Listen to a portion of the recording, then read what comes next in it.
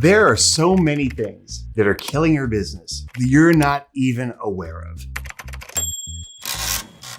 I had the pleasure, and I'll give credit where credit's due, of working with an incredible sales leader named Kevin Gaither. He's kind of like the king of inside sales. You'll see him online. He's fantastic. But in working with me, we realized something that's a pretty universal problem for sales leaders and really managers in any capacity. What typically happens as a manager is you start focusing on the macro things that are most important, which is fine. So let's say I'm in sales. So I'm the head of sales for Kixie. So I come in and I'm worried most about how much net new revenue are we booking from the sales team. Fantastic. That is the metric I should be focused on. If you're in support, you're worried about how many deals are churning out, how much revenue are we losing. You should be worried about those things. However, what you typically fail to measure is all of the incremental ingredients that go into that result. It's like basically saying, okay, did this soup come out good or not, but not actually measuring how much salt you put in, how much pepper you put in, how much chicken you put in, how much broth you put in. And that way, when the soup comes out bad, you really don't have any way to kind of make adjustments in a knowledgeable, systemic way. And the first thing that you need to get a handle on in order to catch and identify what these little problems are that are really undermining your business and your endeavors in general is to start measuring them with precision. So I'm going to use myself in sales as an example because I think that's so illustrative of this kind of concept in general. So we're measuring net new revenue.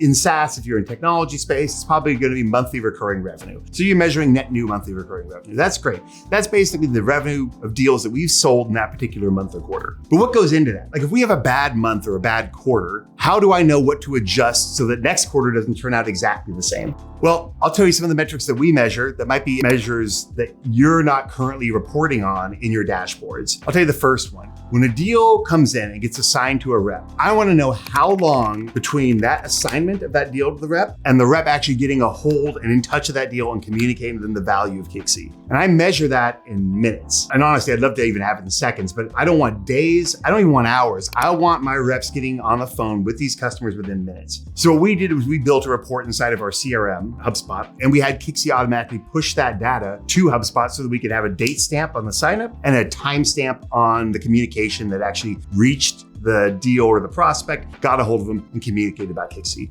Great, so that's the first little step. Second step, how long between that first communication and the deal actually being qualified, whether it's a good deal or a bad deal. Hopefully they can qualify it on that call, but sometimes they can't and subsequent calls need to be set up. So I wanna know how long we're taking because let's say I find out that deals that take a long time to qualify have a lower chance of closing. That tells me I can create a lot more urgency in the beginning and have my reps get a hold of those deals. And that will actually increase that MR, that big number I'm concerned about. Or let's take another example. I wanna know whenever a deal gets marked lost, and this happens all the time, and you'll run into this too, whether it's an outbound deal or an inbound deal just ghosts. You can't get a hold of them, right? And a rep or yourself will mark the deal lost, like no follow-up contact. Well, me as a manager, I want to distinguish between a deal where you tried your damnedest to get a hold of that deal and you called them all the time and you emailed them and texted, went to their supervisor, tried to get a hold of their receptionist and get transferred to them. You did everything possible and they still ghosted. That's great. That's a great example. I'm happy to see that you disqualified that deal. But I'll tell you what I don't want. What I don't want is one or two lazy attempts to get a hold of that deal, maybe some sequenced emails that you didn't even write that you just enrolled in a sequence. And then when the deal doesn't respond back to you in like a week or two, you just go,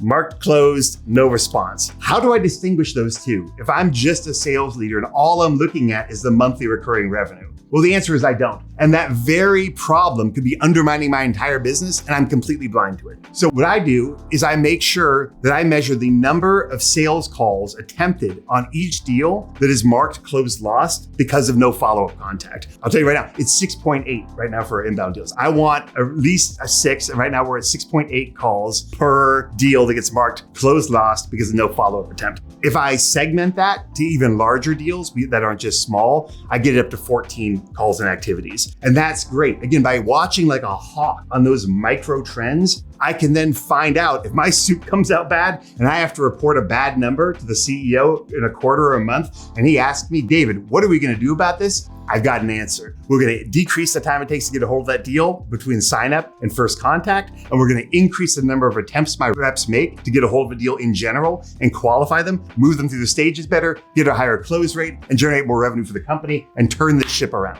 So if you love learning about this and you want to become a top leader, a top manager, or even a top individual contributor that tracks your own metrics so you yourself know, hey, am I doing everything I can to make enough money for myself that I can support me and my family? Guess what? Tips like this are invaluable. And if I hadn't learned from Kevin Gaither, a mentor of mine, you wouldn't be able to learn from me and then pass it on to people you know. So if you love nerding out on this kind of stuff and you want to learn more about how to measure what matters and how to eliminate these trends that are really undermining your business in secret without you even knowing about them, then please like and subscribe to videos just like this. I'll continue to share my knowledge with you, and hopefully we can both get better and better as sales leaders.